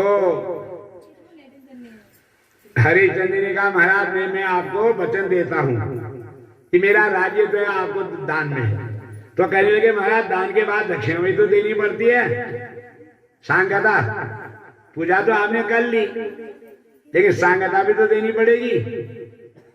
राजा हरिश्चंद्र ने कहा महाराज क्या दक्षिणा देनी पड़ेगी? उन्हें कहा कि दक्षिणा रहितम दान निष्फलम मुनि अब्रवीत, तुमने तो राज्य मेरे को दान दिया है और इसकी दक्षिणा भी देनी पड़ेगी। तस्मा दान सबलात्म भोगते दे ही दक्षिणा, अगर दक्षिणा नहीं दोगे तो तुम्हारा क्या हुआ दान निष्फल जाएगा। इतुक्ता राजा तुम वाचाते विस्मित हो। और राजा हरिश्चंद्र बड़े विस्मय में पड़ गए। कहने लगे महाराज दान में क्या देना है? तो कहने लगे हा राजन कदम कर्म कुतक समागता वंचितोषी महाराजा विधिना अपंडिते। सैब्या समझ गई कोई न कोई बात है। कहने लगे राजन तुम बड़े षड्यंत्र में पहुंच गए हो और अब ये इनको तुमने दान में तो वचन तो दे दिया, अब देना पड़ेगा। दत्ता दे हिरण्यमे न करिष्यामि भोजनम। ब्राह्मण देवता ने कहा अगर मेरे को दान में की दक्षिणा नहीं दोगे मैं तुम्हारे राज्य में भोजन भी नहीं करूंगा। और अगर ब्राह्मण बिना भोजन के चले जाएगा तो इसका भी पाप लगता है। प्रतिज्ञा में मुनि से अभिसाधन त्यज्य सुव्रत। तो कहने लगे महाराज दान में मेरे को क्या देना? उनका कि तुमको स्वर्ण मुद्राएं दान में देनी पड़ेंगी। तो कहने लगे कि मेरे को स्वर्ण मुद्राएं दान में देनी पड़ेंगी तथा भागीरथी प्रार्थनाता देव तर्पणम। और इस प्रकार से तब तुम ये उससे उऋण होगे। राजा हरीश ने कहा मेरे को कुछ समय दो, मैं जरूर तुमको दक्षिणा मैं स्वर्ण दान जरूर दूंगा। अब जो है वो समय दे दिया। ठीक 1 महीने के बाद पहुंच गए हैं। विश्वामित्र जी कहे पूर्ण समासम भद्रम ते दियता मम दक्षिणा। कहा 1 महीना होगा दक्षिणा तुमने दी नहीं। दक्षिणा तुरंत दे देनी चाहिए नहीं तो उसका पाप लगता है। पूर्व तसे निमित्तम ही तस्मे स्वबचो यदि। कहा कि तूने पहले मेरे को दक्षिणा देने के लिए कहा है नहीं तो तुमको मैं श्राप दे सकता हूं। दक्षिणा साधो पद यावत प्राणयकम। कितना? हेम भाग सा दक्षिणा दे सांप्रत। तो कहने लगे कि तुमको संपत्ति जितनी तुम्हारी संपत्ति का दान का उसके बराबर ही दक्षिणा होती है। बड़े दान की बड़ी दक्षिणा होती है। कहा कि तुमको जो है 1.25 लाख स्वर्ण मुद्राएं देनी पड़ेगी। 1.25 लाख स्वर्ण मुद्राएं। और तब जाके तुमको यह होगा 9 देव कार्य देव। तो इतना जब कहा हे महाद्वयम साध दक्षिणा देहि सांप्रतम दाशामिति प्रदेशुत राजा तब विस्मय भवी। राजा बड़े विस्मय में हो गया, चिंता में पड़ गए। न जाने दे कार्य वे हा देव कैक्यम करिष्यति। इतनी चिंता करो राजा गर्म प्राप्त भी बोलो। राजा हरिश्चंद्र बड़े दुखी होने लगे। कहा 1.25 लाख स्वर्ण मुद्रा कहां से लाऊं? तो इतने में राजा अपने मन में विचार कर रहे हैं। चिंताया दियते देहो नास्ति समामृति। कह रहे हैं चिंता के बराबर कोई दुख नहीं है। क्या जम ले स्वस्थ भाव विचक्षणा। तो उनके पत्नी सैब्या कह रही है पतिदेव क्यों चिंता करते हो? क्या चिंता के बराबर सबसे बड़ा दुख है। तस्य चिंता महाराजा स्वधर्म अनुपालनम। का चिंता मत करो, चिंता करके चिंतन करो। चिंता करने से कार्य सिद्ध नहीं होते हैं। चिंतन करो माँ पराम्बिका की, और माँ पराम्बिका ही जो है हमारी रक्षा करेगी। यह समय जो है चिंता का नहीं है, यह चिंतन करने का है। तो इतने में जो है विश्वामित्र जी फिर पहुंचे। कहा राजन आप दान के पैसा नहीं दे रहे हो। फिर पत्नी कहने लगी राजन माँ भूते पुंसा सुबलात्रिया। कहीं आप चिंता मत करो, हम भी आपके हैं, ये बेटा आपका है। कहा कि आप दक्षिणा नहीं है क्योंकि राज्य दान दिया था वहां से तो कोष से तो दे नहीं सकते थे। तो कहा हमारी बिक्री करो, हमको बेचो और ब्राह्मण देवता की दक्षिणा दो। अब राजा हरिश्चंद्र बड़े दुख में पड़े, सुनने मुंड में कहा कि देता दक्षिणा सामे यदि धैर्य सत्यनार का पति सत्य तिष्ठति मेदिनी सत्येन प्रोक्त परो धर्म स्वर्गम सत्य प्रतिष्ठिता। कागे राजन तुम सत्यवादी हो ऐसा मैंने सुना है, सत्य ने से ही स्वर्ग मिलता है और सत्य से ही जो है नाना प्रकार के शुभ मिलते हैं। अश्वमेधास्त्रम सत्यम एक विशिष्यते, तुमने अश्वमेध यज्ञ किए हैं और मेरे दान नहीं दोगे। तो इतना जब कहा तो राजा कहने लगा महाराज मैं अपनी पत्नी और पुत्र की बिक्री करता हूं और तभी आपका दक्षिणा दूंगा। पत्नी कहने लगी यदि देवे महाराज यादव न संयमन धीरज धर्म मित्र और नारी आपत्काल परिचय चारी, चारों की परीक्षा कब होती है? जब आपदा आती है। धीरज धर्म मित्र और नारी आपत्ति काल परिचय निचाई, चार समय की वो होती है परीक्षा कि धीरज कितना हम में है और अगर धर्म हमने कर रखा है तो अब विपत्ति में धर्म ही साथ देता है और विपत्ति में ही धीरज साथ देता है। विपत्ति में धीरज से धारण करना पड़ता है। मित्र विपत्ति में मित्र ही साथ देता है अगर मित्र है तो, नहीं तो मुंह छिपा लेगा मित्र विपत्ति में। और पत्नी, ये चारों की परीक्षा विपत्ति में होती है। धीरज धर्म मित्र और नारी आपत्ति काल परिचय इन चारी, आपत्ति काल में इनकी परीक्षा होती है। आज की पत्नी को होती कहता तुमने कहा है दान देने का, मैं तो अपने मायके चले जाती हूँ कहती सैटिया, वो भी कोई राजकन्या थी। क्या कह रही है महाराज यदि ते महाराज जातु न क्षम्य मन अहम पुण्यास्त्रो दत्ता देवे रवि सवा सवे। कहा कि मेरे को बेचो, तुम्हारा अधिकार है, मैं तुम्हारे अर्धांगिनी हूं। भाया चौपराधे केता वचन ममा न धुते हेतु न च मध्य हेतु न च राज्य हेतु न च भोग हेतु ददस्स कुर्वी ददो मयात्म सत्यम प्रतम सबलम कुरुस्व। क्या कह रही है? न धुते हेतु मेरे को जो तो आप दे नहीं रहे, बेच नहीं रहे हो, और न मध्य हेतु शराब पीने के लिए नहीं बेच रहे हो, न राज्य हेतु कोई लोग राज्य के लिए नहीं भेज रहे हो, कोई भोग के लिए नहीं भेज रहे हो, केवल गुरु की दक्षिणा देने के लिए और अपने सत्य मृत्यु को सफल करने के लिए बेच रहे हो। कहा कि मेरे को बेच सकते हैं। ऐसा जब कहा तो राजा हरिश्चंद्र को थोड़ा क्या आ गया, हाँ साहस। और कहां पहुंचे? वाराणसी में चले गए और वास्कला गदगदम कंठम ततो वचनावृत, गदगद होकर के कहना भो नागरिका सबे सुन तुम वचन ममा। कहा हे नागरिको मेरे वचन सुनो। कश्चित् चिदं कार्य प्रयाते प्राणिते मम न ब्रवीति प्रयाते यावतम धारयामि हम। कहा कि किसी को घर के कार्य करने के लिए अगर किसी पत्नी की आवश्यकता है तो मैं अपनी पत्नी का की बिक्री करने के लिए वाराणसी आया हूँ। राजा हरिश्चंद्र ने ब्राह्मण की दक्षिणा देने के लिए पत्नी को बिक्री करने के लिए लगा दिया। तब इसने में वृद्ध ब्राह्मण के रूम में हरिश्चंद्र के पास आ गए ब्राह्मण देवता। कहने लगे अरे मेरे को जरूरत है अपने घर में कार्य करने के लिए, मेरे पत्नी जो है वह अभी काम नहीं कर सकते। हम दाशामी तु कथम दाशामी ते धनम अजदे विपुला कुमारी च मे प्रिया। मेरे घर में खूब सारा धन भी है और मेरी जो पत्नी है वो कुमार सुकुमारी है और गृह कार्य न शक्नोति, घर के कार्य नहीं कर सकती है और मेरे को घर के कार्य करने के लिए पत्नी की जरूरत है। और अहम गृहामी दासी तू इति कासे ते धनम।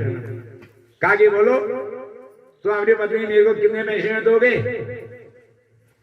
कहा कि कोटि सुवर्णम स्त्रियां पुरुषा तो अर्धते द्वा 300 लक्षणों पे दक्षा शीर गुणान्विता।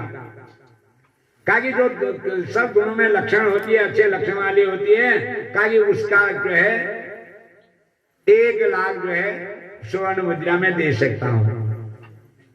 1.25 लाख की दक्षिणा देनी थी, 25,000 और बच रहे थे। राजा हरिश्चंद्र इतने में विश्वामित्र जी आ गए, कहा राजन दक्षिणा दो। कहा अभी देता हूं मैं आपकी दक्षिणा।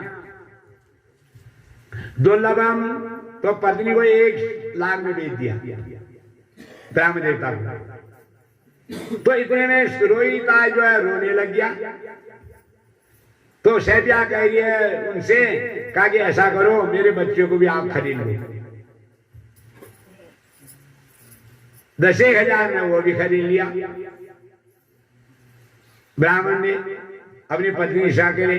अब जब खरीद लिया तो शैब्या क्या कर रही है, मुंच मुंचा महासज्जो याव पश्यताम सुताम दुर्लभम दर्शनम विप्र पुनश्च भविष्यति। कहने लगे प्रसाद को मेना तो क्रियते ही बालकम, का ये बालक को मेरा तुम खरीद लो। और खरीद लिया और तुरंत दक्षिणा दे दी। 10,000 उसके भी दे दी, 15,000 और बची, 1.25 लाख था। आप जो है तुरंत ही जब बालक को लेके गए तो शैब्या ने कहा थोड़ा रुक जाओ। क्या किया, प्रतीक्षा तो तथा प्रणम्यता स्थिताम, अपने पति की 4 परिक्रमा की। भगवान विष्णु होते हैं पति, विष्णु की परिक्रमा 4 होती है। एको चंड्या, भगवती की परिक्रमा 1 होती है। त्रिशिकार्यम विनायके 3 परिक्रमा गणेश जी की होती हैं। हरि चस्र भगवान विष्णु की 4 होती हैं। और रवो सप्त सूर्य की 7 होती हैं। शिवा शादम च प्रदक्षिणा, और भगवान शंकर की 1.5 परिक्रमा होती है, 1 पूरा और आधा। शक्ति वो लांगते नहीं। एको चंड्या रवो सप्त त्रिशिकार्यम विनायके हरि चस्र